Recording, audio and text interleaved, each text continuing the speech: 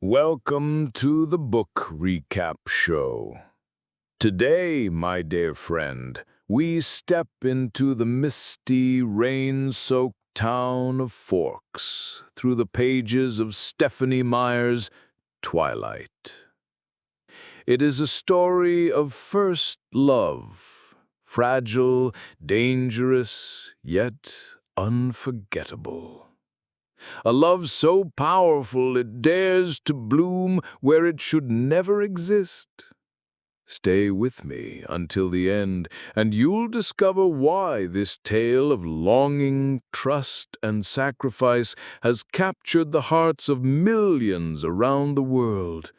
And perhaps it will remind you of your own first love, the one that made your heart race, your breath catch, and your soul believe in something greater than fear. Bella Swan begins her journey by leaving behind Phoenix, the land of endless sun, and moving to Forks, a place where the sky is always gray, where rain drips endlessly like a curtain over the world. Now, picture her, this young girl with skin pale as ivory, carrying not just her suitcase, but also the weight of starting over. She isn't running away from trouble, no. She is giving her mother freedom to live her life, to follow her new husband who travels often.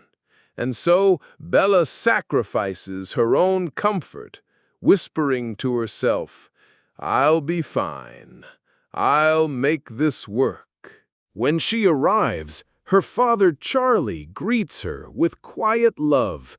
He doesn't hover, doesn't ask too many questions. Instead, he gives her a gift, an old red pickup truck. Not shiny, not new, but solid, dependable, and hers. For Bella, it's more than transportation. It's a small sign that in this strange, rainy place, she might find a sense of belonging. We've all had such moments, haven't we?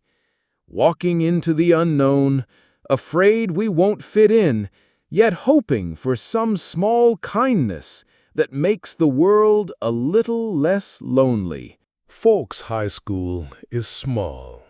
The kind of place where everyone knows your name before you even arrive.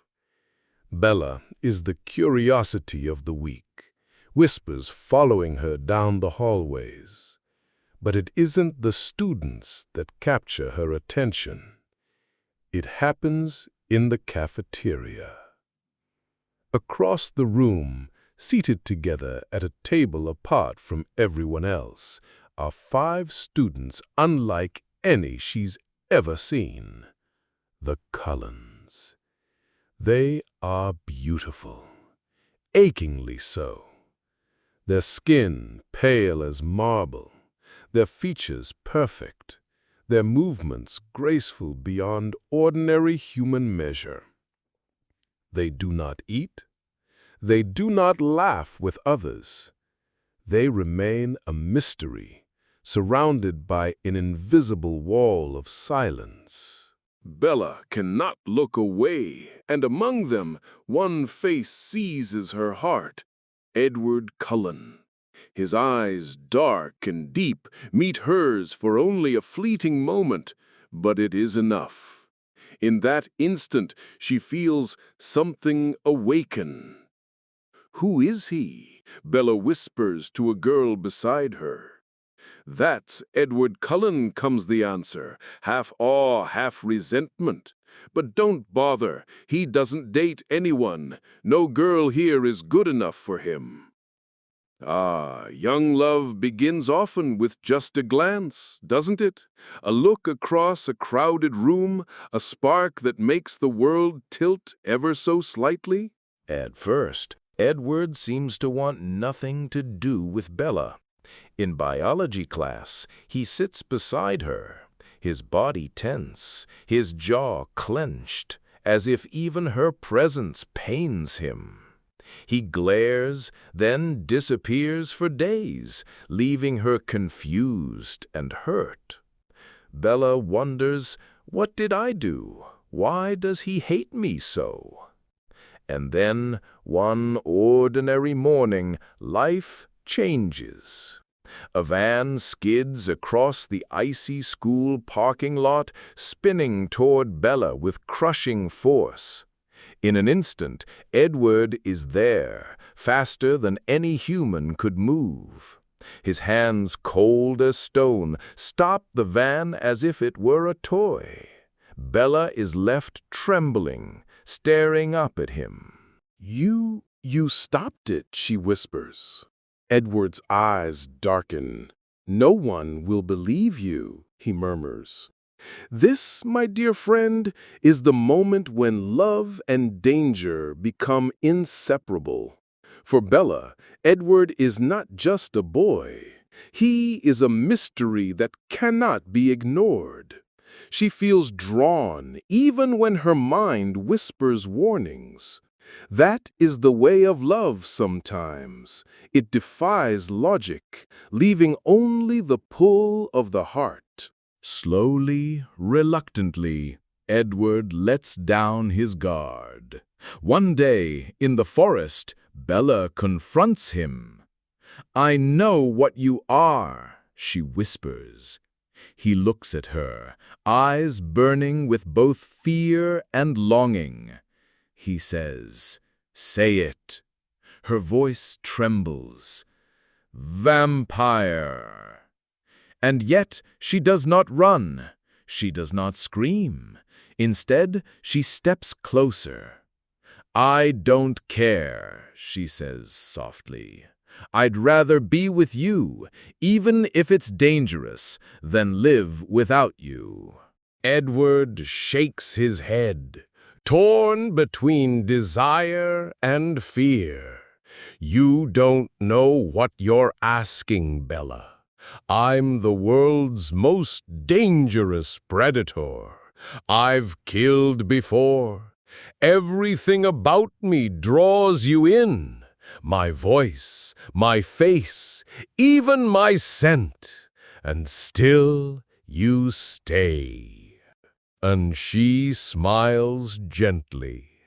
"You are the safest thing in my world." Ah, my friend, what tenderness, what risk! Have you ever known such a love? One that frightened you, yet held you so tightly you could not walk away? That is the heart of Twilight, a love that should not be, yet cannot be denied. But love never exists in a vacuum. Danger finds them. A group of nomadic vampires wanders into Forks. Unlike Edward's family, these are hunters who follow only their thirst. Among them is James, a tracker, relentless, merciless. The moment he catches Bella's scent, he decides she will be his prey. Edward and his family rally around Bella, whisking her away, trying to outwit the hunter. Bella, frightened yet calm, begins to write goodbye letters, preparing to sacrifice herself if it means saving those she loves. "I will not let him hurt them because of me," she resolves. There is something profoundly moving here. A young girl, fragile and human, yet willing to give her life for love. This, too, is love's lesson. It asks not only for joy, but also for sacrifice. The chase ends in a brutal confrontation. James lures Bella into a trap. She is injured, broken, bleeding, moments from death. And there is Edward, his face a mask of agony as he fights not only James, but also himself. Bella's blood calls to him, tempts him beyond measure.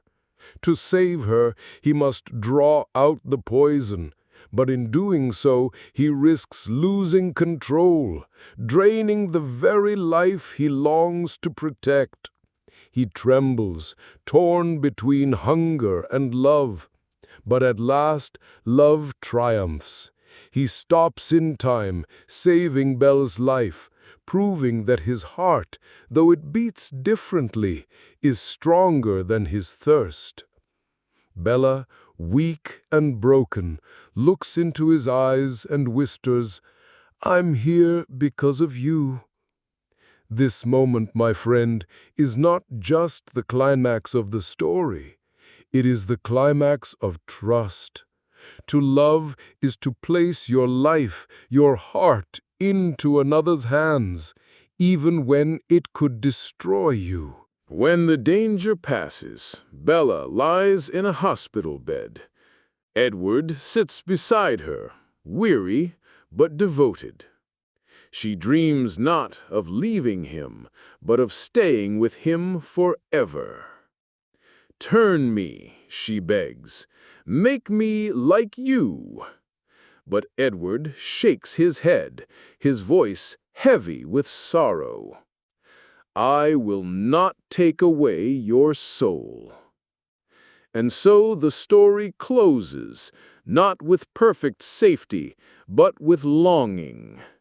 Bella's heart yearns for eternity, while Edward fears the price of it. Yet still, they choose each other, even in uncertainty, even in fear. That is where Twilight leaves us, on the edge of forever.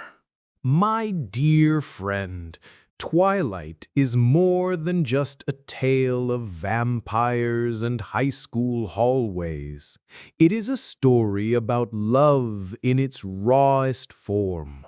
A love that risks, a love that sacrifices, a love that sees beyond appearances into the soul.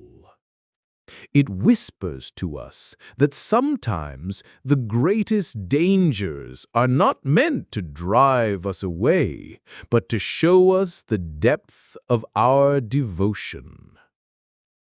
And perhaps in your own life, you've known a love like that. One that frightened you, yet gave you courage you never knew you had. So, if you carry anything from Twilight, let it be this: love, true love, is never safe. But oh, it is always worth it. Thank you for listening. Subscribe for more. And together, let's keep learning from stories that remind us what it means to love, to risk, and to live fully.